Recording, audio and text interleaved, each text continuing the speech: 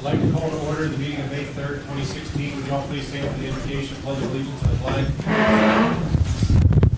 Lord, we pray that you will help our council members to make decisions that will benefit our community and make it a better place to live. Give them courage and faith to carry on their duties. In your name we pray. Amen. Amen. I pledge allegiance to the flag of the United States of America and to the republic for which it stands, one nation under God, indivisible, with liberty and justice for all. Roll call. Becker? Does everyone have their mics?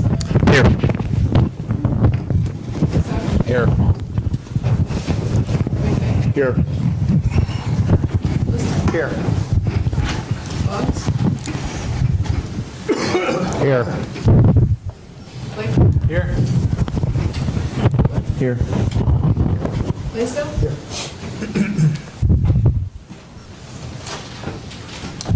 You all received the meeting minutes for April 19th. Any comments on those?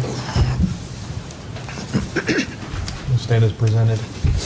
I have a proclamation that I did last minute that's not on the agenda. I want to read real quick. Whereas this year marks the Jubilee year of ministry for St. Jude Church of Columbiana, which was founded in March 1966.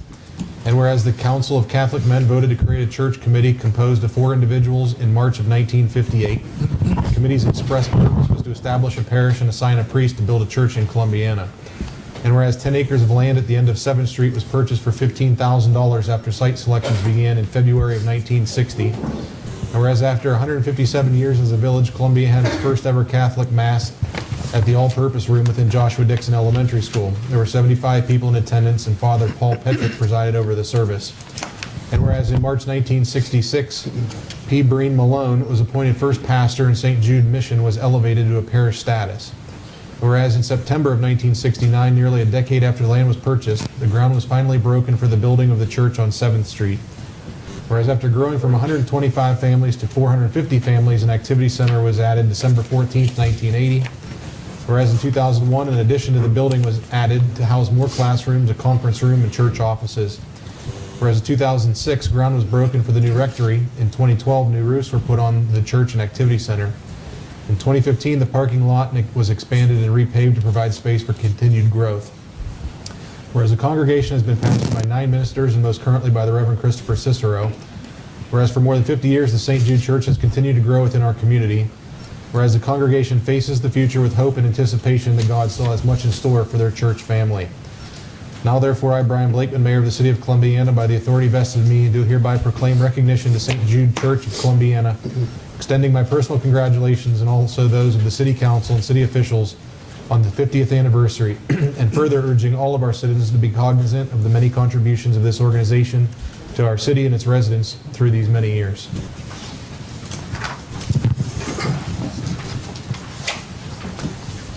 There are no reports of commissions. Anyone desiring to speak to council this evening? If not, we'll move right into the manager's report. Okay.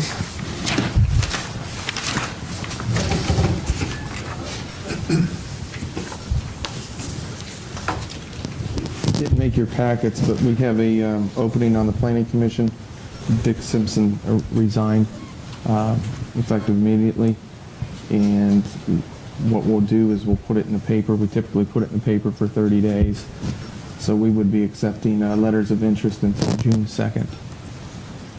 That's how the calendar works out. So at the first meeting in June, we'd be able to appoint somebody or consider somebody, and then they would be able to make it to the June meeting.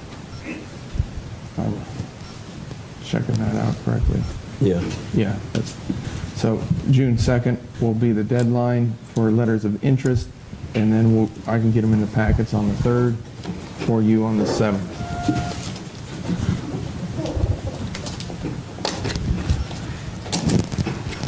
You saw on the agenda, each year we have, it's necessary to put legislation on the agenda for the issuance of sales of various notes. There are 2 on the agenda. One is for the work on the new plant, and the other one was for the South Side booster station that was done, I believe it was back 2006, 7, and 8, somewhere around there. I did speak to the USDA, and they are reviewing the plans at Columbus, at the Worcester office, and hopefully we hear from them any day. If we would hear from them Thursday, then it would go in Sunday's paper. So hopefully by next meeting, we've already been in the paper at least 1 week.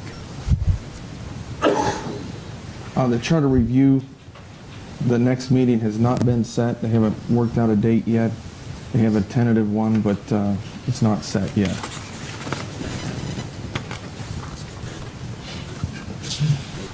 Jesse and I submitted a paving project to the County Development Department for CDB allocations, and we're going to be attending that public hearing tomorrow down at the county. We did sign the CHIP agreement as authorized by council last time, and then August will be attending that CHIP meeting tomorrow. There's another public hearing. I did meet with HRG to discuss some potential grant opportunities for the park, and we also talked about the pocket park, if you noticed, but the street crew went up there and removed all that cement next to Ryan's News, so that's the next step, or that step's done, and hopefully they start soon. At the last meeting, we considered the cell tower language, and the chief brought up, we had that public hearing, chief brought up our willing, or wanting, we'd like to attach a, I guess, for a repeater. Okay. Excuse me. So I did contact our contact out there, and they seem very open to it, and I connected them with the chief, and they'll be talking about what he might need, so hopefully that goes well. And then in the April 19th meeting, we had 2 letters requesting permission to hold events, and those, we did not vote on those, so I did put those on the agenda. And then, let's see, the street department. We rebuilt several catch basins throughout town, continued to perform major maintenance on the paving machine, monitor the gas line improvements, and trying to keep up on the pavement cuts that they're repairing. They were supposed to do East Park Avenue today again, so hopefully they did that. I didn't get a chance to check. Street department also put up the springtime Columbiana banners, the yellow flags. Wastewater department, they finished up on the spring cleaning, I should say, of the sewer lines, and performed maintenance on mud well pumps, installed a new sampler, and they're getting ready to change that media that we had in the budget. Water department, that line at the town center is in service. The crew also installed a water line near the library for a loop, and they drained and cleaned a contact tank out at the plant. And Comcast Care Days was held on Saturday, and I'd like to thank Comcast, first of all, Tourism Board for sponsoring it, and also Dutch House for providing breakfast for everybody. There was about 30 volunteers, and basically cleaned out a pretty long ditch around the parking lot there and removed approximately 14 tons of dirt with those volunteers. With shovels. Yeah, with shovels. And lots of sticks were picked up by the younger volunteers, which were from this area too. A lot of the, it was a Comcast Care Days, but a lot of them had Columbiana shirts on and were at school functions and everything, and you know, it was nice to see that they were out helping Comcast.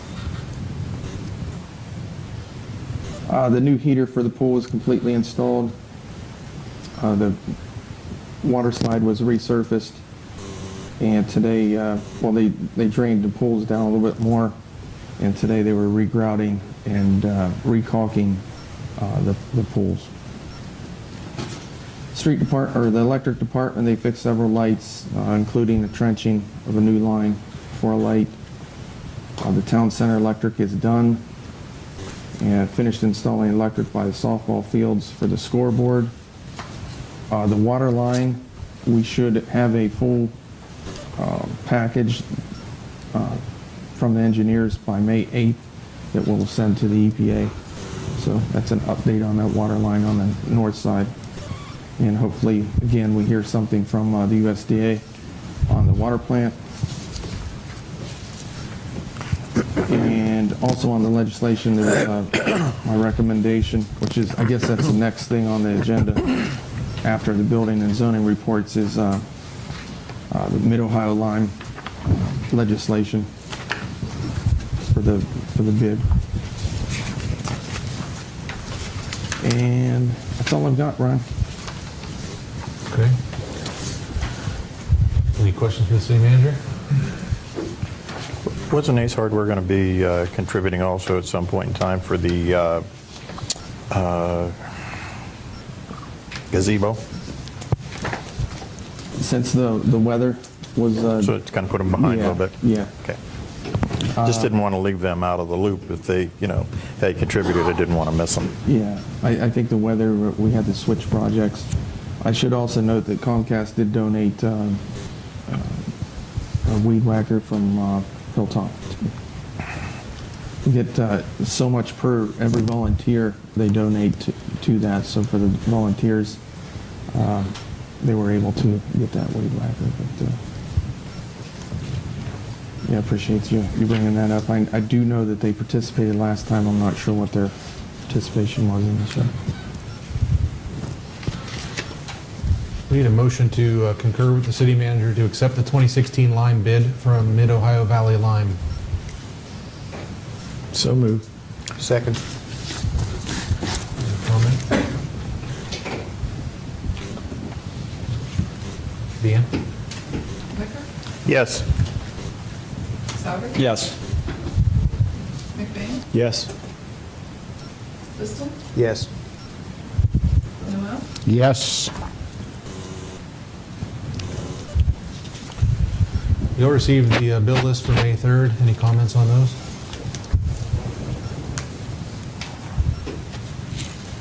If not, we'll move into old business. Due to the length of the ordinances, can I have a motion to read them by title only? So moved. Second. Deanne? Souter? Yes. McBain? Yes. Liston? Yes. Noel? Yes. Becker? Yes. Ordinance number 16-0-2865, second reading. An ordinance amending Chapter 1298, Section 1298.05D of the Planning and Zoning Code of the Codified Ordinances of Columbiana, Ohio. So moved. Second. This is for the height of the towers. Yes. Any comment? Deanne? McBain? Yes. Liston? Yes. Noel? Yes. Becker? Yes. Souter? Yes. Ordinance number 16-0-2866, second reading. An ordinance authorizing the city manager to enter into a contract with Leyden Oil Company, 3711 Lee Harps Road, Youngstown, Ohio 44515, for the purchase of gasoline and diesel fuel. So moved. Second. Any comments? Have roll call? Liston? Yes. Noel? Yes. Becker? Yes. Souter? Yes. McBain? Yes. Moving on to new business, I need a motion to approve the four-wheel drive hardware regarding the Jeep Jamboree event on September 23rd through 25th, 2016. So moved. Second. Any comments on this? Didn't we do this last time? We We didn't vote on it. discussed Yeah. it. We had submitted Okay. a letter, but we didn't vote.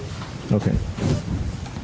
I thought it sounded familiar, that's all. Both of these next two are that way.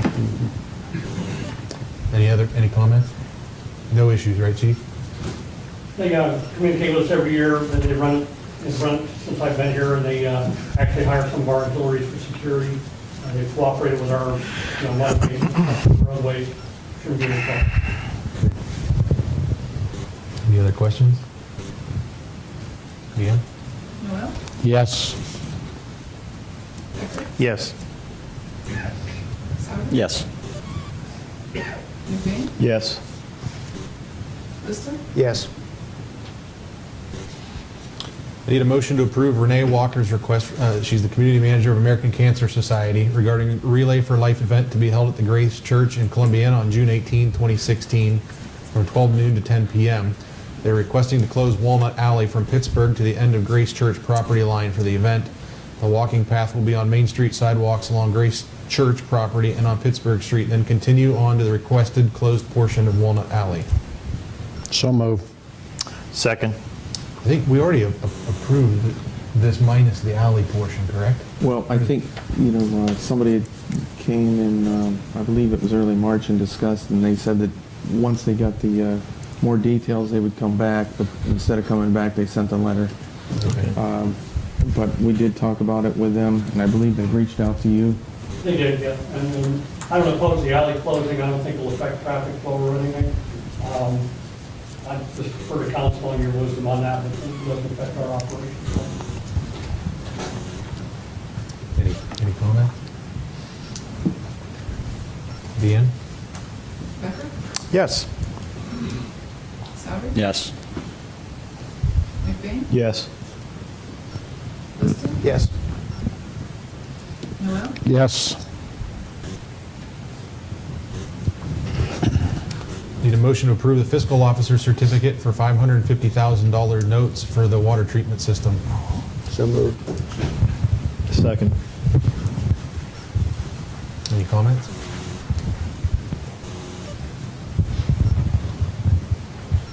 Deanne? Souter? Yes. McBain? Yes.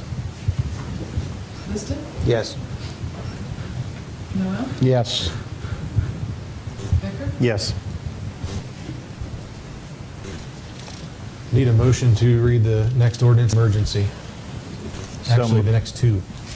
So moved. Second. There's three of them. I'll just do it by letter then. I need a motion to read D, F, and I by emergency.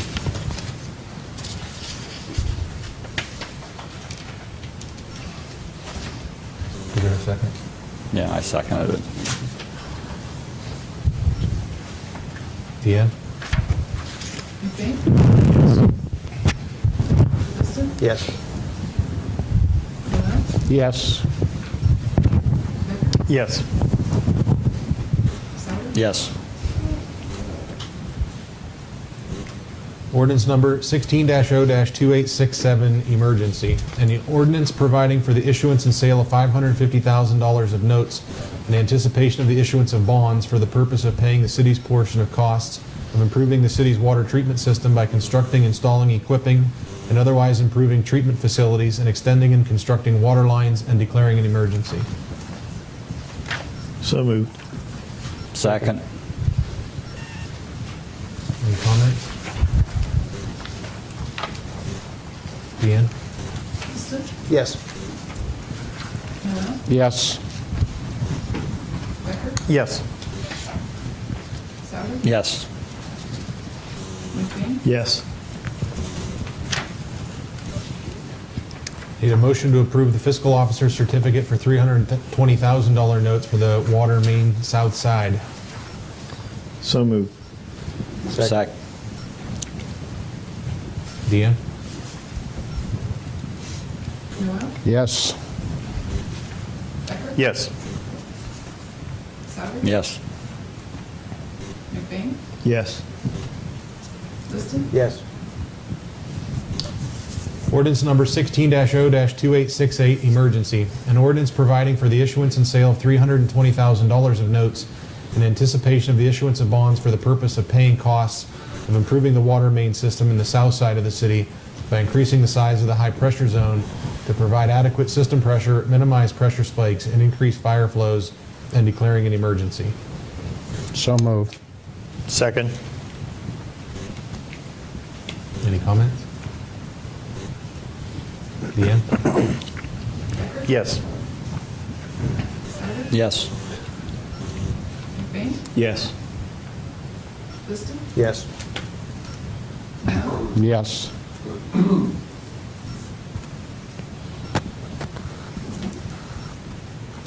Ordinance number 16-0-2869, first reading. An ordinance designating the services which the city of Columbiana shall provide to the territory proposed for annexation upon annexation and being known as a tract of land situated in the southwest quarter and the southeast quarter of Section 5, Fairfield Township, T-12, R-2, Columbiana County, State of Ohio, and containing 94.150 acres of land, more or less. So moved. Seconded. Comments? At what point are we going to really discuss the annexation on this? No. Now would be the appropriate time. Are they all going to tie into the lines, water and sewer? They have not indicated a time frame for doing so. I guess it kind of bothers me to put that much money into that piece of property and then not get anything back out of it. So, just to clarify, they would, they would have to take out the water, sewer, and electric out there at their own cost. We have the route, it's very similar to what the last annexation was going to have with that AMP project. So roughly $1.2 million for the water and sewer combined to get it from in town out to town, and then the sewer back into town. Because currently we service out to SCI. That water line would have to be connected to right there and then run out along their property. They're going to pay for all that cost? They would have to pay for. They would have to, have they offered, I mean, they have not not made had any- reference to our utilities yet. Yeah, have not had any discussion with them.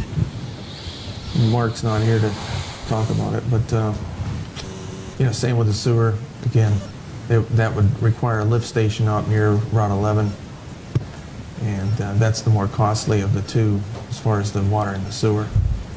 And then the electric, I'm not sure exactly what the cost of that would be because I'm not sure what the needs would be. They currently have their own substation through Ohio Edison, but the new electric line would come from Railroad Street and run out past the golf course in the right-of-way. And then it was about anywhere from 500, it was about 500,000 to 700,000 at the last annexation that we had discussed.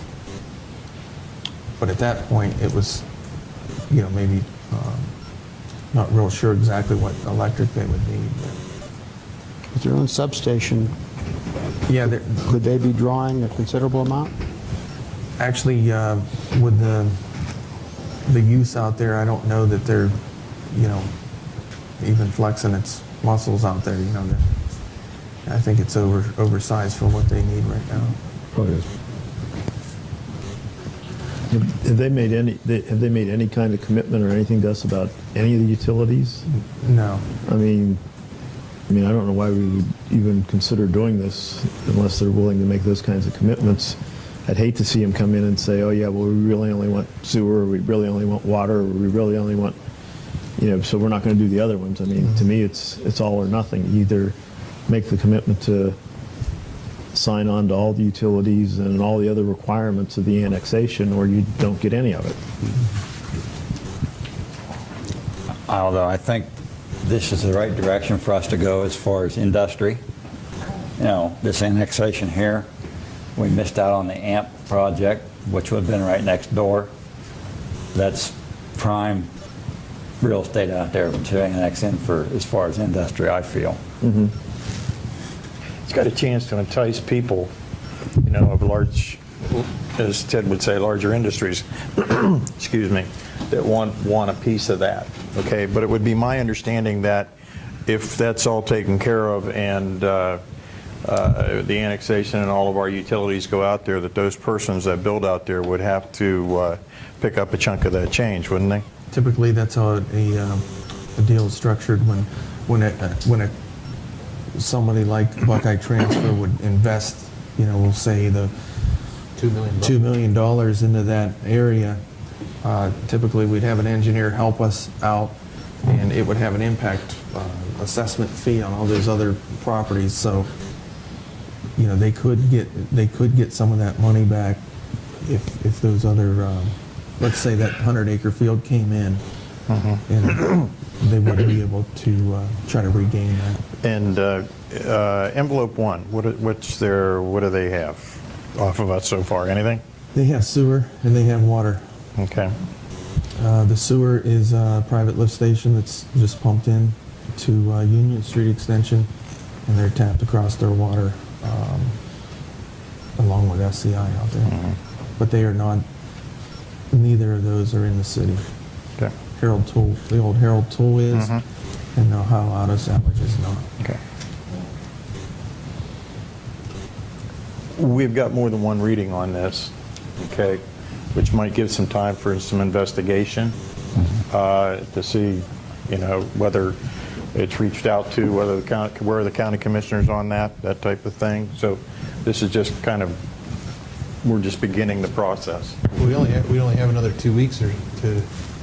Yeah, we'd have 2 weeks. June 8th is the public hearing down at the county.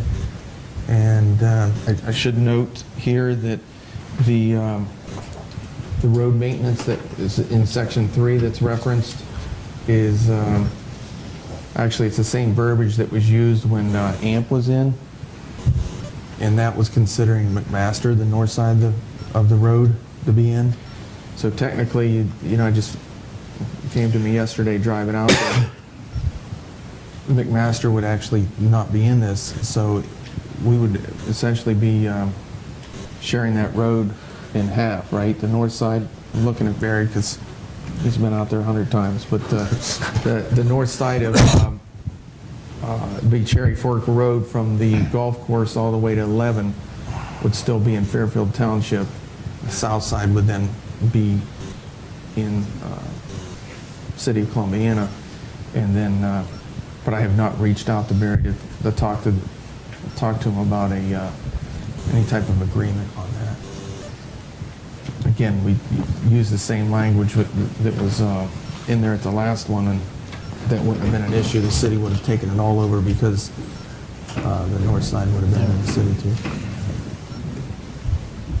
Any complaints by anyone in that surrounding area that I haven't heard anything. okay.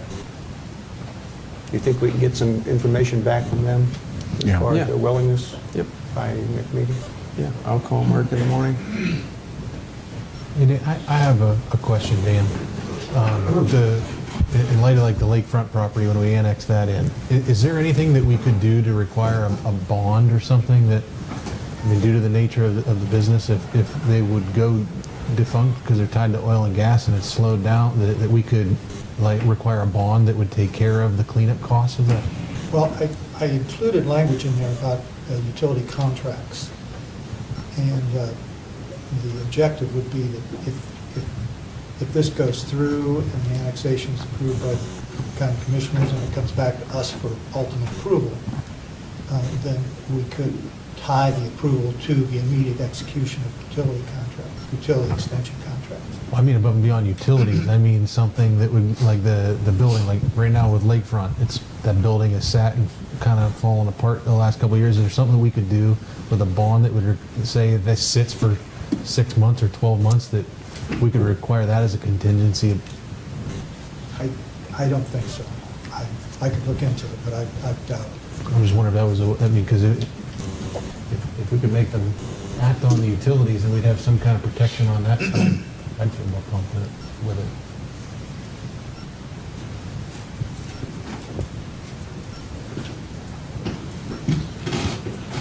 Any other comments? A roll call? Yes. No. Liston? Yes. Noel? Yes. Becker? Yes.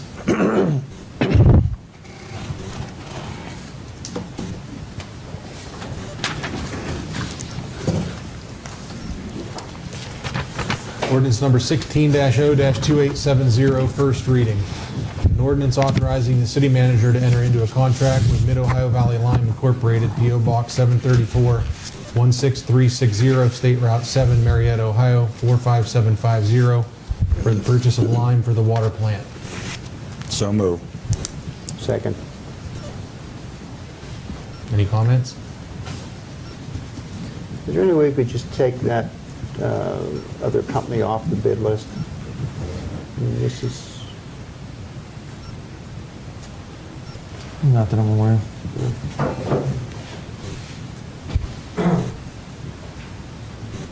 Any other questions? Deanne? McBain? Yes. Liston? yes. Noel? Yes. Becker? Yes. Souter? Yes. Resolution number 16-R-491, emergency. An emergency resolution authorizing the city manager to enter into an agreement to purchase certain real estate deemed necessary and appropriate for operation of the electric department of the municipality. So moved. Oh, somebody. Second. Any comments? Lance, could you explain what this is to everybody? Yeah, this is a property out on County Line Road near our north substation. It sits just north of it. It's the old quarry building, I think they call it. It's currently owned by Steve Neuheisel. And what we'd like to do is make it our future home of our electric department, that whole campus. So we basically have from Route 14 all the way to County Line Road. It just really makes sense. We've got the substation out there already. Whole storage area, we definitely have room for that. And potentially, we're looking to, we haven't got any firm prices or anything, but maybe even building upon that piece of property for future office space in the entire electric department, which would free up a lot of space down at the regular public works. For example, we might be able to maybe put in another salt storage bin if we can have some of the electricians' things out of there. So it would really free up some room. So this would be used for storing transformers, wire. Would trucks and equipment be stored indoors Yeah, all the as well? trucks, and then hopefully we'd be able to build some business, some office space out there, break room, a couple offices, and then just operate out of there. Move the entire electric department out of there, out to there, I should say. To there, yeah. And I should note that a signed contract was dropped off today, so, we gave it to him and then he reviewed it and signed it. So, Okay. So you've received that contract back? today. Okay. Yep.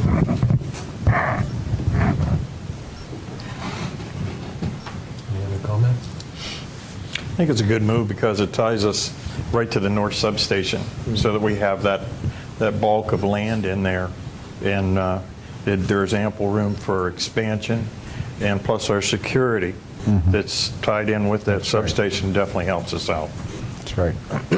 Yeah, if you recall, that security is pretty high tech. I mean, It's amazing. It's Amazing. Doug, as the electric superintendent, and at any given moment, he can get a text or for alerts if there's movement out there, and he can watch it live. And plus, there's a pretty much live feed back to the chiefs, and it.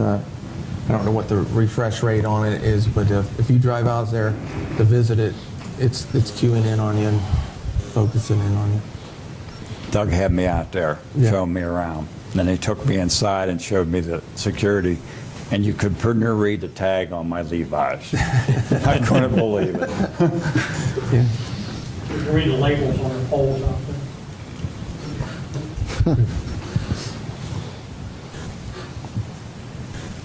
We haven't had any more issues out there since we put that stuff in. Not one.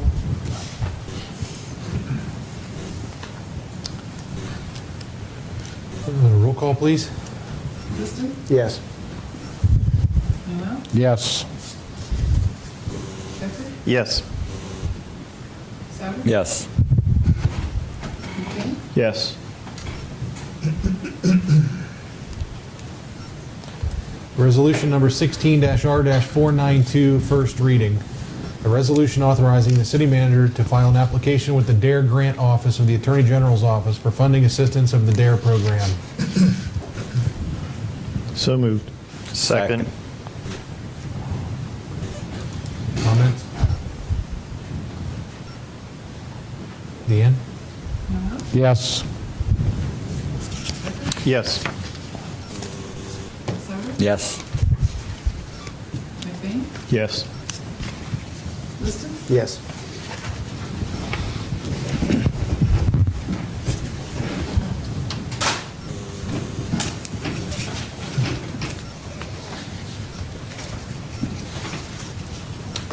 You want to go right into it? Finish with Yeah, we're finished with everything else. Troy, is your husband here? We still have K to do It's yet. on leave. What's that? Yeah, are We still have K to do Oh, yet, don't we? Did you volume here? Oh, okay. Okay.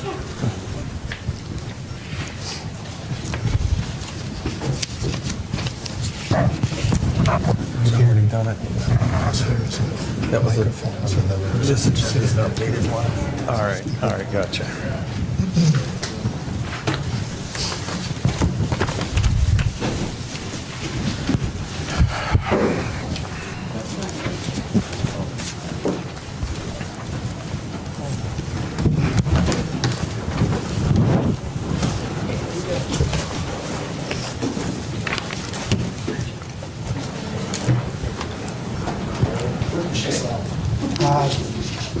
Any place, but this is going to be recorded anyway in the natural course of events, but I feel that's better fine. if she's here. Got a handy place for transcription? We could give up August the seat right here. Okay. I'll offer that seat up. Well, while she's doing that, I'll just, if I may summarize the process from this point forward. As council knows, August Cerrone filed a violation, a housing code violation against the property owned by Mrs. Carruthers and Mr. and Mrs. Proya. And Mr. Attorney James Lanzo has requested a hearing before the council, as is his client's right according to the section 1482.09 of our codified ordinances. Mr. Lanzo is here. I'd like to introduce him to you. James E. Lanzo, counsel from Struthers, representing Mrs. Proya and Mrs. Carruthers. So the process will be as follows. Any witness who is going to offer testimony will be sworn by the mayor, and I will relinquish my seat so that that witness can sit here. There's a microphone here that's taping the audio, and there's a camera in the back that's focused on council, so you've got a video and audio record of the proceedings. Then once, since this is Mr. Lanzo's request for a hearing, he may commence the questioning. Of course, counsel may ask any questions of the witness they may have, and if I have any questions, I will ask them as well. After whatever evidence or testimony has been offered and completed, then the council has the right under the law to go into chambers after a vote to go into executive session.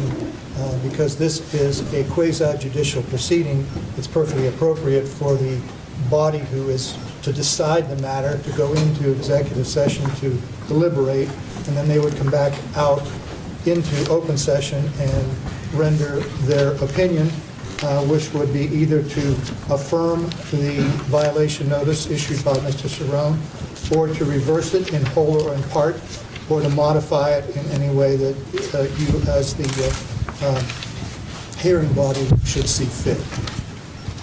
So, with that, I have a question, Sure. procedural question. The letter you outlined, and in most administrative cases, zoning cases I'm involved in,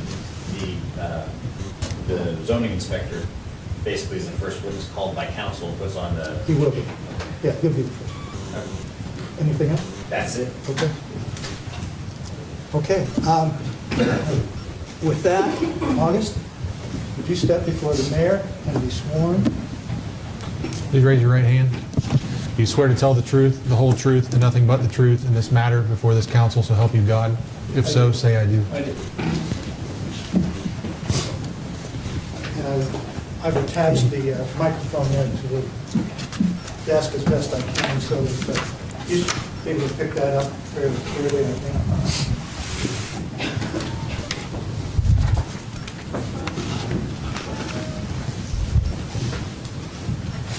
Usually, in most of these things I've been in, you summarize your position first, but I have your report. Please state your name for the record once again, August Cerrone, Jr., and your position in the city of Columbiana. Assistant Building and Zoning. And August Cerrone, you gave David Carruthers and you gave Dana Carruthers and Andrew Koya a notice of violation, is that correct? Correct. What was the violation you noted?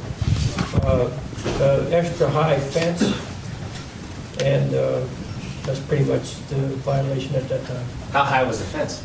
14 foot, 12 foot. I didn't go up measure, it wasn't my property, to trespass on it, but You didn't measure the fence? by looking at it, 12 foot roughly. Okay. Did the fence run the property line? No, it was on the interior of the property. Was it on the interior as much as a 3-foot set off, or was it well within the It was interior? well within the interior. How far within the interior by your estimation? 20 foot, maybe 15 foot. Okay. I know, Derek, I don't know where the property lines exactly were, but But it was well within the property line? yes, I'd say it was, yes. It didn't run on the property line or within the setback like a normal No. fence would? No. Did you have an occasion to talk to either Mr. Carruthers or Mr. Fourier? We did have a phone conversation, I believe, after the citation was issued. He came into the office. And city manager Lance and I talked with him about his unsatisfaction with the notice and summary and all that. And, He explained to you the purpose of the structure? yeah, he was going to house a deer. Okay, so it was an animal enclosure. That's his purpose, correct? As stated to you? We were going to put an animal in it. Okay, all right. No further questions? Council have any questions for Mr. Sterling?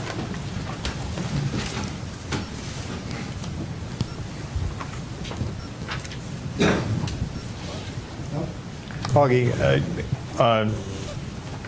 in looking at a couple of these pictures here, are you sure that fence is 14 feet high? As I said a little bit, I'd take a guess. I didn't go up and measure it or stand by because it's, All right, but I would take a guess 12 foot. okay.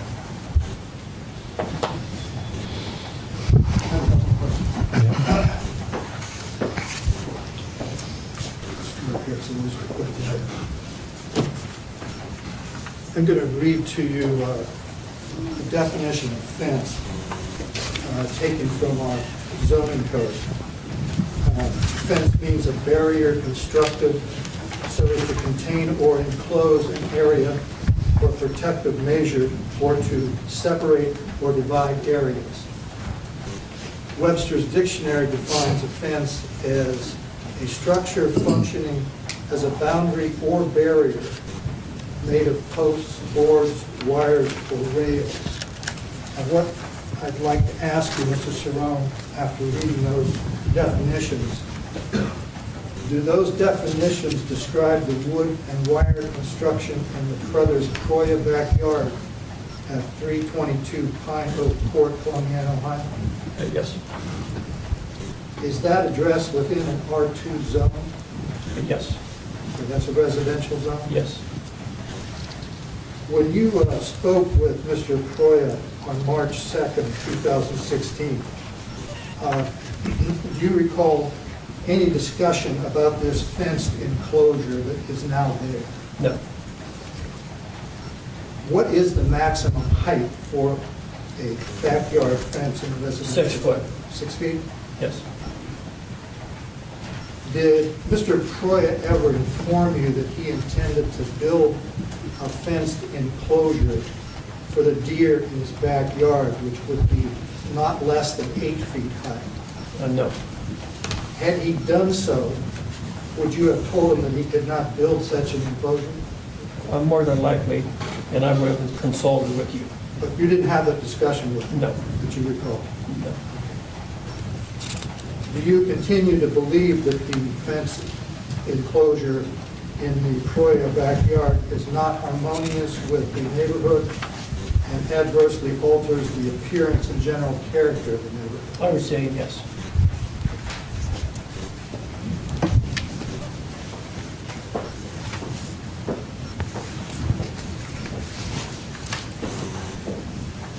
It's based on that.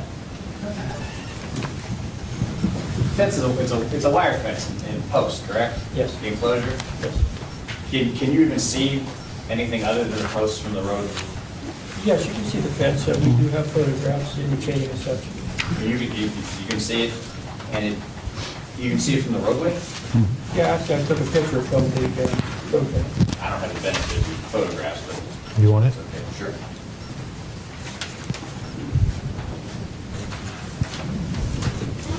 And I guess it can also be seen from Fairfield Township. This is near the township? Yes. Okay.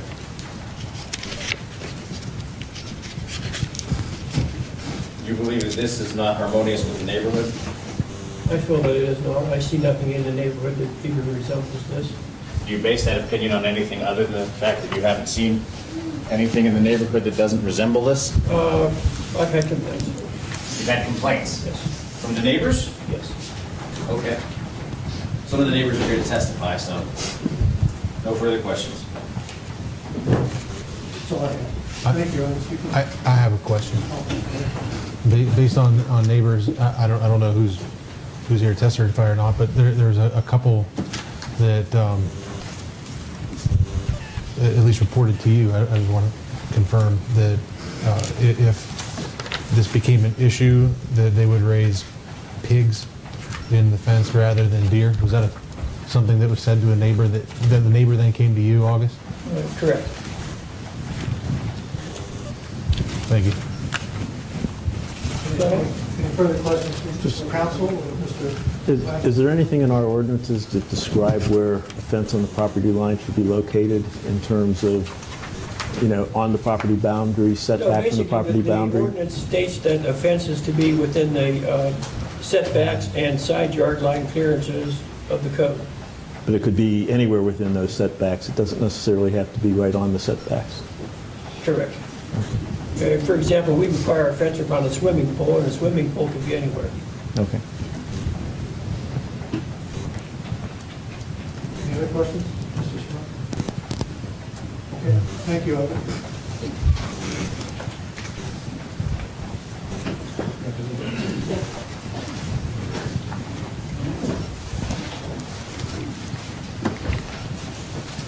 State your name for the record.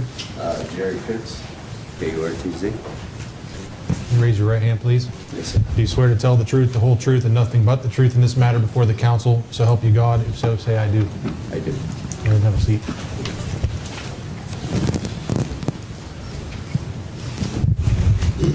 Please state your name once again for the record. Jerry Pitts, KURTZ. And Mr. Kurtz, what is your address? 306 West Salem Street, Columbiana, Ohio. Mr. Kurtz, are you a neighbor of Mr. Proya? Yes, sir. Our property is abut. You're actually in a budding property? Okay. Do you have any concern or problem with this fence? No, I like it. You like it? Mhm. Do you find it disharmonious to your neighborhood? No, sir. Do you find it in any way, shape, or form devaluing or debasing your property or any property in the neighborhood? No, sir. And do you think the fence is an appropriate construction? I seen it was well built. Okay. No further questions? Sir, do you have a fence in your backyard? Yes, sir. I do have a fence. How high? My property, my privacy fence, 6 foot. 6 feet. Okay, did you know that it had to be 6 feet, your building? I don't understand. Did you know that the fence could not exceed 6 feet when you constructed your fence? I went to the fence company, told them I wanted the fence put up. Okay, so you knew that was the limit. I just have my backyard fence. How high do you think Mr. Croy's fence is? Without measuring it with a tape measure, probably no more than 8 foot. I mean, 8 foot probably. Probably 8 feet. Okay. Are there any other fences in the neighborhood that look like Mr. Croy? No, but there's other fences in the neighborhood that people here have problems with. Thank you. Sure. I have one question. Yes, sir. I know you live in the neighborhood, but do you live within the city limits? Down Fairfield Township. So you don't live in the city limits? Down first outside the city limits. I just wanted to clarify that. Okay. I don't have anything else. Come on up.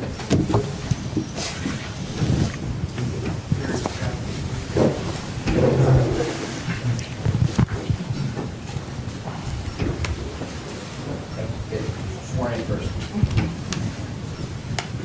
State your name, please. Gerald Fleming. Please raise your right hand. Do you swear to tell the truth, the whole truth, and nothing but the truth in this matter before this council, so help you God? If so, say I do. Have a seat.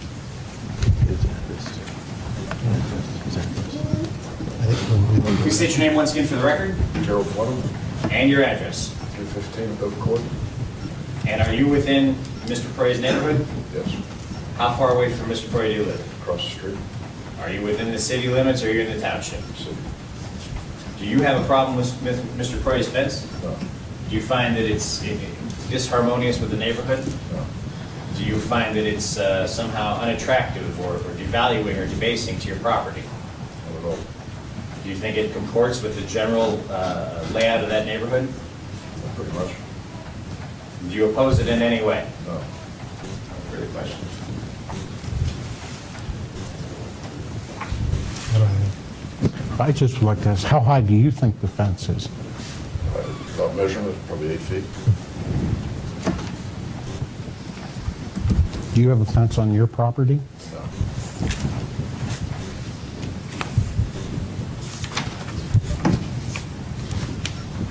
I'm done. Step down, sir.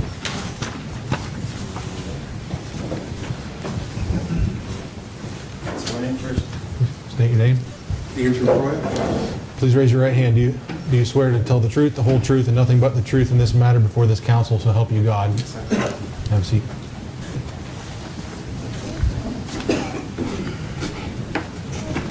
Please state your name once again for the record Andrew Proya, and your address.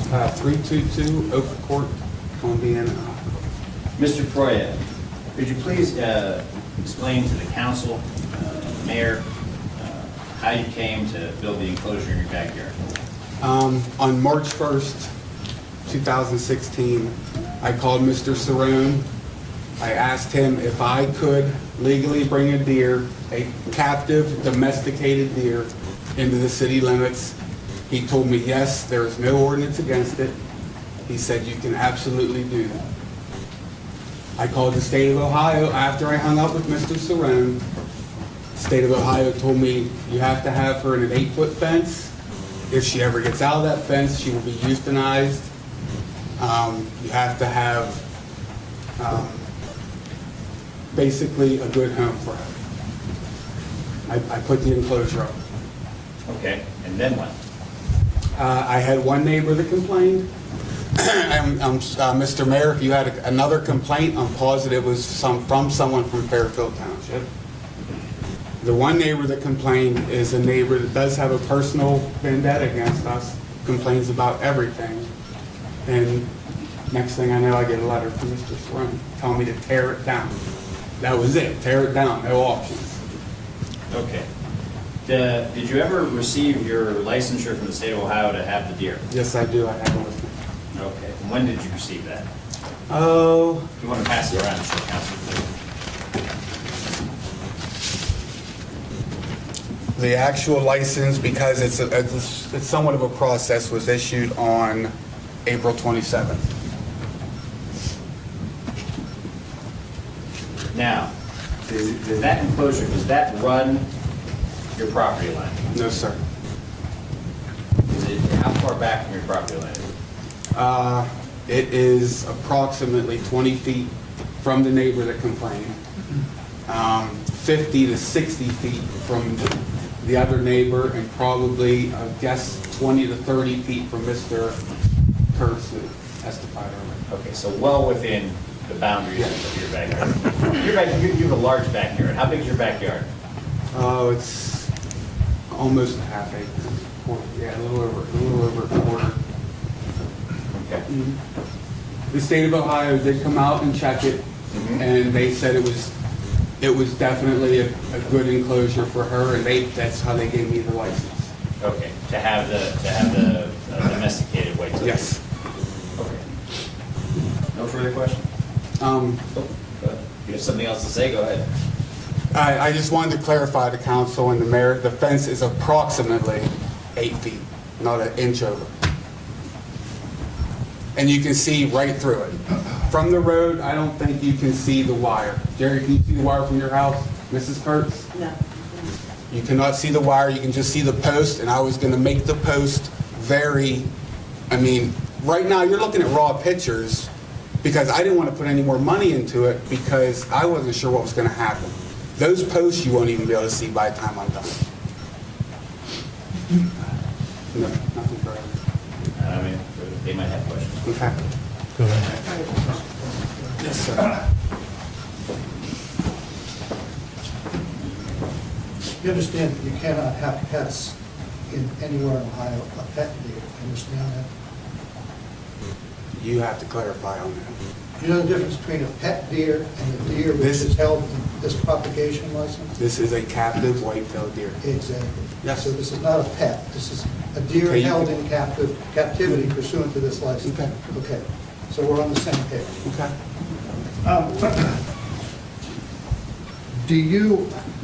Are you aware of the rules and regulations of the Ohio Department of Natural Resources and the Department of Agriculture with regard to the possession of white-tailed deer? Yes, I am very aware. All right. And I have papers from the agriculture too. And are you aware that when you applied for that license, you were asking to become a dealer in white-tailed deer? That's the purpose of a propagation license, so that you can propagate deer to sell them to deer farms or deer hunting preserves. Do you understand that? I'm not going to object, this is the nature of the hearing, but just as a point of procedure, we're not on the deer right now. Oh, I understand. As far as I know, we're only on the fence. But we are, and that's the purpose of the hearing, but you brought up the deer with regard to the fence. Yes, I will Okay, answer a question. so what I'd like you to answer it for me, if you would, if you understand that the license that you have there is a license to allow you to propagate deer as a commercial enterprise.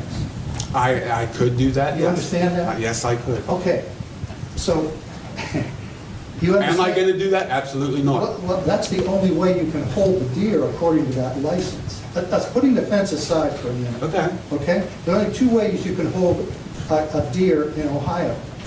Captive. A captive deer. Yes. And that's what you're Single. proposing. Okay. But it's a business. No, it's not a business. That's what the license is for, Mr. Croy. The license is I could do a business. No, that's what you do with them. And what I'm telling you, what I'm asking you is if you understand that you're in a residential zone where businesses are not allowed in the city of Columbiana. Do you understand that? Yeah, I understand that. Okay. If I was going to start a business, Well, you are starting a business with that license. That's what the license. this license that's what gives it's me, all about. this license gives me the opportunity to own a deer. It also gives me a license to sell them. But that is not what I'm doing here. We are having a pet deer to help with some of the kids in the neighborhood that'll never probably see a deer.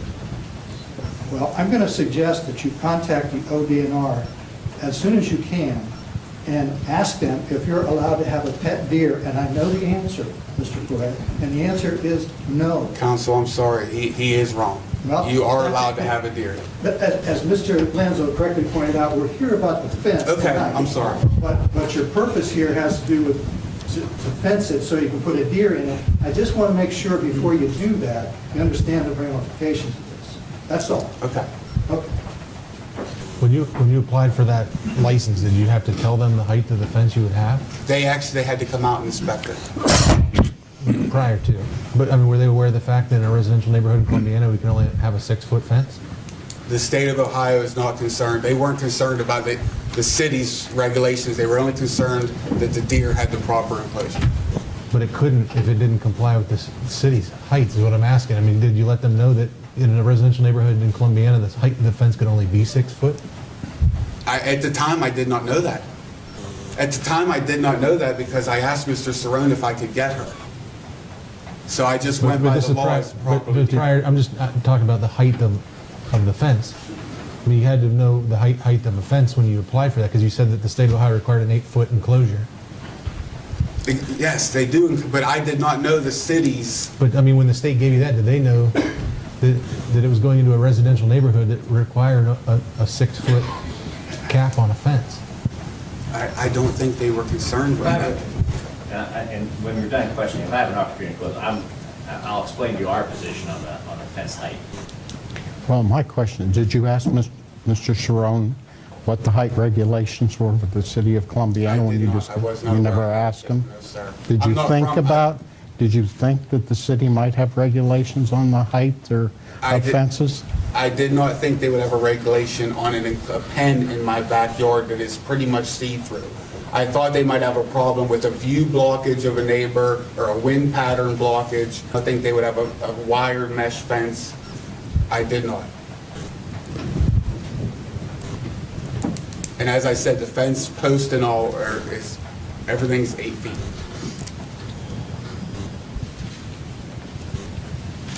Who'd you get it off? Who'd you get it off of? Where'd you buy it, I guess? Oh, she's actually not being born yet until May 12th. Okay. And she came from a Amish farm up in Middlefield, Ohio, who he raises deer. Do you have any idea what the average height of this deer is going to be? She will be no bigger than a large dog. So you're saying that Height-wise, 3 feet, 3 feet? Okay. 110 to 120 pounds approximately. No bigger than a dog. I'm sure you all know about whitetail. They're not dangerous. We're only getting one doe. We're not getting a buck we're getting one doe. I just think she would be great for the kids in the neighborhood. How high do you think this deer can jump? A white-tailed deer? 6, 7 feet. Okay. Anticipating a quarter of an acre, how long do you think, how far do you think it can leap? I've seen them leap. They can leap 10 feet horizontally. I kind of looked into this because I have mixed emotions, I'll be right up front with you. But from all the evidence that I've been able to gather, the max height that they can jump, okay, is 10 feet, okay? The length of the leap is approximately 30. There's a heck of a consumption of food in any one particular day. Those are just things that I tried to find out whether, what a size of a mule deer. The length of the time that these deer usually live is 10 years. Okay. Are we talking mule deer or whitetail deer? No, whitetail, because that's what you're getting. Yes. And those were the questions that I need some answers on, because, if we're at a 6 feet high fence or an 8 feet high or 14 feet high, okay, you see where I'm going a little bit? Are you concerned that she will escape? I'm concerned that she will escape and break some people's hearts. Sir- What could jump in? Well, the state of Ohio requires 8 feet anywhere because they say that keeps wild deer out, because she is not wild. If she would get out, I have 24 hours to notify the ODNR, and no matter what happens, she will be euthanized. Because you can't let her get out and mingle with any wild animals. She will never get out of that enclosure. She will be, I'm sure that, I'm sorry, I don't know the attorney's name. Says that she will not be a pet. She will be our pet. I have a license from the state of Ohio to sell deer. I don't want to sell deer. I want to get one deer as a pet. It might not be a normal pet, but who can say what is normal? I mean, there's people with pot-bellied pigs. There's people with snakes. She will be our family pet. And I will not let her. I mean, if she, like I said, if she gets out, then there are going to be some broken hearts. But no broken bones, no dog bites. Since you brought up pot-bellied pigs, this was put in our notes. It says Kathleen Richter contacted the city and stated that Andrew Proyer confronted her in her driveway, accusing her of turning her in and complaining to the city, and told her that he will raise hogs if she has caused him to not get a permit to have his deer. Did that happen? I will tell you the exact conversation, Mr. Mayor. I went over and I asked her if there was anything I could do to make her happy with my enclosure, and she said absolutely not. I told her it was legal to own hogs. I told her it was absolutely legal to own hogs in the city of Columbiana, but I told her I just wanted to raise one deer. That's exactly how the conversation went. And you've checked to see that raising hogs is legal in the city of Columbiana? Yes, it is. Okay. Next, did you have a similar conversation with Elizabeth Barrett?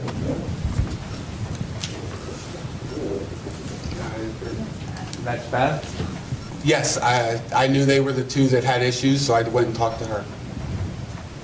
Same conversation. I just wanted to let them know that livestock was allowed in the city limits.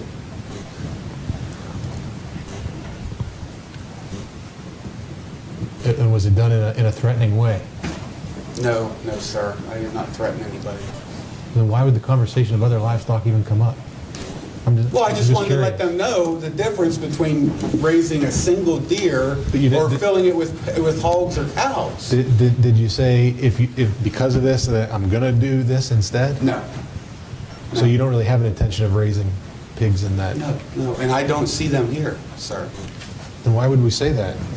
I don't see those two here at this meeting. Well, I know, but they've told us that they felt quite threatened. What's Beth's last name? I'm sorry. Barrett. Mrs. Barrett's in Fairfield Township, so why ain't we bringing that up just like you did with Mr. Kurtz? I just asked. I didn't bring it up. Because Mr. Kurtz's property abuts mine. Hers isn't even close. And she's in Fairfield Township.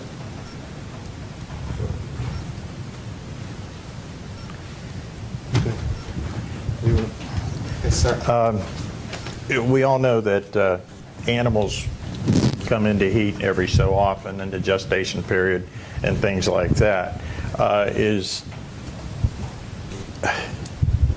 Can you neuter or spade a female deer? Yes, you can. Are you planning on having that done? I'm not sure yet because we don't live anywhere where there would be a lot of wild ones. I mean, I've never seen a wild deer in my backyard, so I'm not worried about a buck coming into hers. You haven't? I see them in mine all the time, and I live by the park. Oh, then you live, I have not seen them. Jerry, have you seen any coming through your yard? Oh, yeah. I'm sorry, we just haven't. I've been there almost 8 years. We have coyotes, we have... Maybe that's why you don't have deer. Maybe, sir, maybe. But with my enclosure, a coyote would never be able to get in. That's why it was built the way it is. Okay, back to your... The reason I bring that up is because just if you come off where you live and down around the bend, okay, you've got cornfields all over the place over there. Are you talking about behind the apartments, sir, down I'm towards talking McMaster's? about towards McMaster's, yes.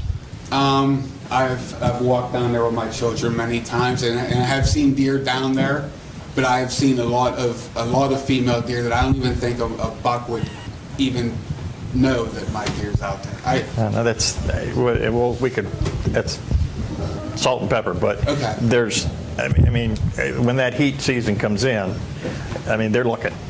I've had one go right through my window at where our residence is because it saw a shadow of itself.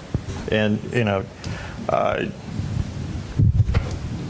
I think it would be worth your while if you had it neutered or spayed, whatever they call that. Yes, Okay? sir, Because you know, and you know, you need to be receptive to all that. Oh, that is definitely something I am probably going to do. I have records here from the Ohio Department of Agriculture that she has to be checked yearly. The enclosure has to be checked yearly. I will definitely have a vet neuter or spay her if that is a concern.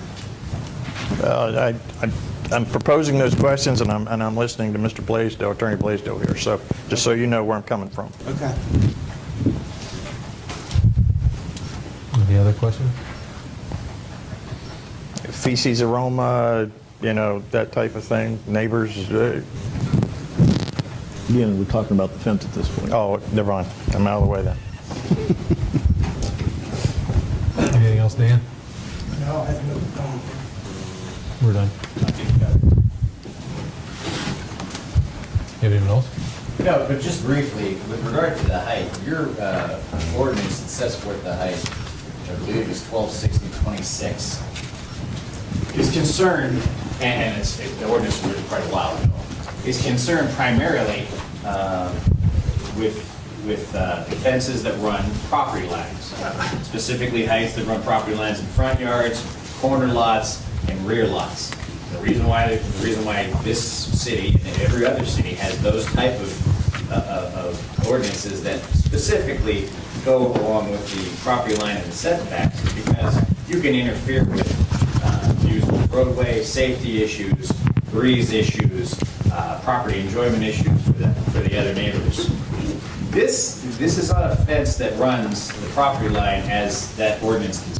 This is essentially an enclosure for an animal that is, for all intents and purposes, see-through and well back away from any property line and allows breezes, wind, whatever, to pass easily through. It's essentially a wire and post fence. I would put forth to the council that your ordinance is not an ordinance that I've been able to find, cover the enclosure we're talking about. And so the height issue, I don't believe is an issue because the purpose for the height issue is just that. It's the interference with your neighbors, interference with safety issues. In this case, we're so far back off the line, I mean, it's no different than having a dog kennel that reaches 8 foot high in the middle of your yard. Thank you. They'll let you, I don't care, it's your show. Go ahead. My neighbor Mike just come in. Mike. Mike has a direct view of my property, but Mike also lives in Fairfield Township. My whole backyard is Fairfield Township. If that means anything, I can bring him up. Up to you. Mike can just stand there and talk to you. Get sworn in before the mayor. Sorry I'm late, I was in a track meet. Raise your hand. Do you swear to tell the truth, the whole truth, and nothing but the truth in this matter before the council, so help you God? Yes, sir. Mike, please state your name once again for the record. Mike Strebecker, live on 42150 Madison Drive. How close are you to Mr. Croy's property? What, maybe 100 yards separating us, I guess, give or take? Do you have any problem with Mr. Croy's enclosure? No, sir, looks fine. Do you think it devalues your property? No, sir. Do you think it doesn't fit into the neighborhood? No, sir. Any problem whatsoever with what Mr. Croy intends to do with the enclosure or the enclosure itself? None at all. Do you support Mr. Croy in this effort? Absolutely. No further questions. Mr. Proy, if you had the opportunity, how would you camouflage the wood on the fence? Yes, sir. How would you do that? Step up there. I was going to stain the posts are brand new from Home Depot. I was going to stain them to match the oak trees in my yard. And if it means anything else, I have taken, this was such a short notice, I didn't know this was going to happen today. I've taken pictures of a lot of fences in town that are 7.5, 8 feet tall. And I'm just asking for a variance. I don't know if that's possible. I don't want to say, you know,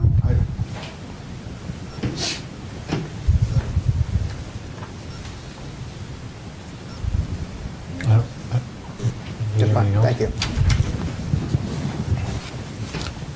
Do you have anything else, Dan?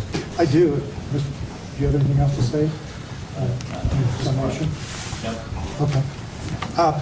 With response to Mr. Lanzo's comments on the fence, the definition of fence is crystal clear. It's the same as a Webster's definition, but it's a barrier constructed so as to contain or enclose an area as a protective measure or to separate or divide area. Unquestionably, this fence is not limited to the boundaries of a lot. It just simply is not.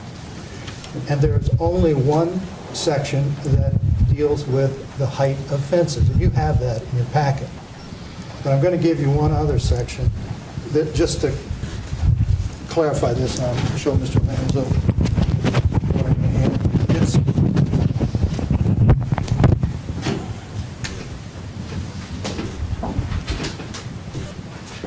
I'll give this to the mayor so he can make the deliberation. But in essence, the code, and remember, the codes we're dealing with refer to the other codes that we have. It's not an isolated instance. A fence has to comport with all of the rules and regulations and ordinances within the city of Columbiana, and that includes the zoning ordinances. We're talking about a housing violation here, but there is a crystal clear reference in that code section to other relevant ordinances, and that includes this one, which is 1260.05. And it indicates that well, you can read it for yourself, but in essence, if a use is not permitted under our code, it's prohibited. And no land can be used until an occupancy permit has been issued for that purpose. Now, we don't have building codes for fences, so it's up to the property owners to know that the limitation on any fence in the town is 6 feet. And the evidence is uncontroverted. This fence is 8 feet high. It exceeds our limit by 2 feet. The reference that we have here, and we are focused on the fence, and we're not, at this point in time, focused on the deer. But Mr. Troy has presented you with a license from the state of Ohio, which has not yet been fulfilled because he's not yet permitted to put the deer in the facility yet, because the process, as he's indicated, has not yet been completed. But you need to know what the Ohio Revised Code says about this. And I'm referring to section 1533.71. And it's a license to raise or keep game birds or animals. Listen carefully to this.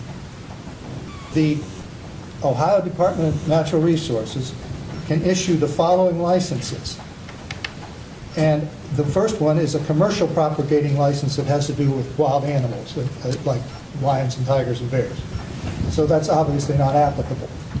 The second one is a non-commercial propagating license, permitting the licensee to propagate game birds, some quadrupeds, except captive white-tailed deer. And in that case, you could keep it for your own use and not buy it or sell it. But that doesn't apply to white-tailed deer under the Ohio Revised Code. Now, the captive white-tailed deer propagation license, which Mr. Troy has in his possession, permits the licensee to propagate captive white-tailed deer, hold the animals in captivity, and sell the animals and carcasses. And there's a fee for that. And he has to be monitored. The deer has to be monitored for disease. And they certainly have to approve the enclosure, but the enclosure is subject to local ordinance. Otherwise, it's not an authorized enclosure. The Department of Natural Resources held no sway over the ordinances of the city of Columbiana. Now, if we were in an agricultural zone, which we're not, there might be a different question. but we're in a residential zone. So the license which he has presented to you here today makes him a commercial entity. He's not permitted to hold the deer for non-commercial purposes under the Ohio Revised Code. So I'm just bringing that up to you. Now, we're going to get to that later on if this matter proceeds further. But as far as the fence is concerned, it's not an appropriate fence. The fact that there are some neighbors here who have no problem with the fence, that's their personal opinion. They're entitled to offer it to you. Mr. Cerrone is of the opinion that it is not harmonious with the neighborhood. There are at least 2 other witnesses who are mentioned in the report who feel the same way. But it's up to you, as the triers of the fact here, to decide whether or not it is. So I'll leave it to you now. The process would be then for you to go into executive session, as we said before, with a vote, deliberate, come back, and offer your review.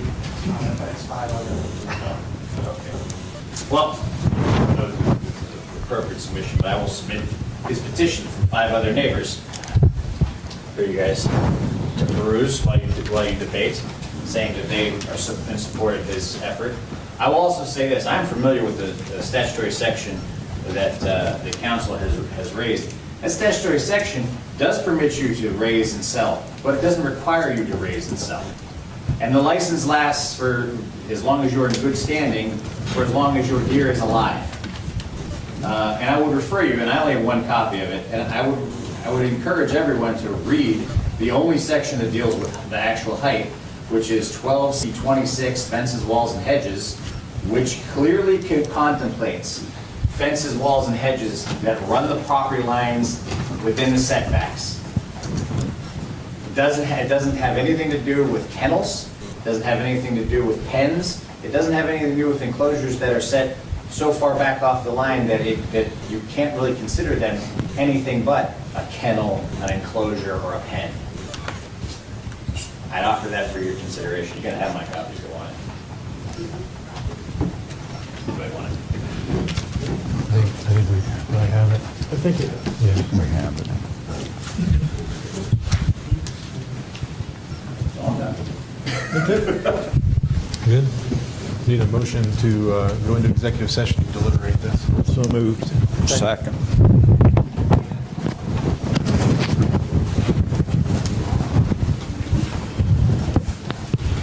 Becker? Yes. Souter? Yes. McBain? Yes. Liston? Yes. Noel? Yes.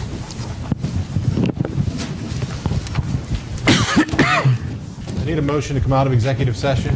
So moved. Second. Deanne? Souter? Yes. Yes. Liston? Yes. Noel? Yes. Becker? Yes. I have a motion regarding your decision.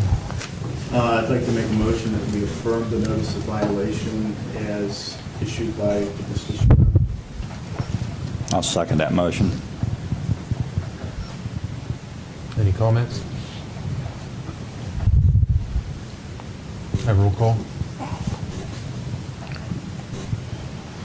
McBain? Yes. Liston? Yes. Noel? Yes. Becker? Yes. Souter? Yes.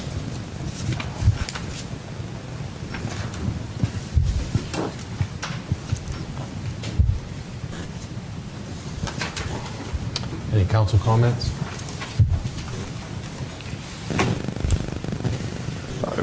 Got one. Last Saturday, there was a poker run. And Chief, we had, you over there? Yeah, you are. Okay, we had excellent coverage, okay, keeping all the bikers safe. And I know those people that have motorcycles certainly appreciate that, and so do we here from the town. So. And I'll pass along to you guys, we like to be out there, that's a tough spot to get out of through traffic, Yeah. that many people, so we're always glad to help, call us anytime. I do notice that we've been trying pretty diligently to get the 5Ks and the walks and the runs to use a chalk instead of a paint on our streets. And I noticed the bicycle rally that we had ended up using paint.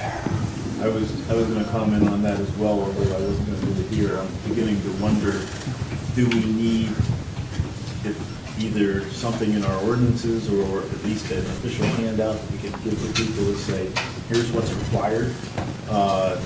And I think something that has to have concurrence with the park board.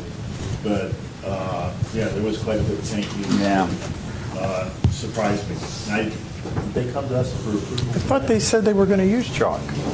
This was the bike race, not the run. Oh, okay, all right. I don't even know. I don't They even did know not. where it came. I don't remember being here when they had to go there. No, I don't remember it either. I don't think so.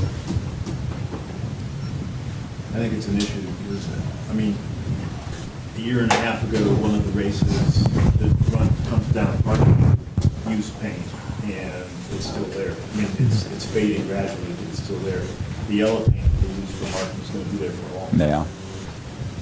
Well, they just repainted what they did have, and it hadn't worn away yet. Yeah.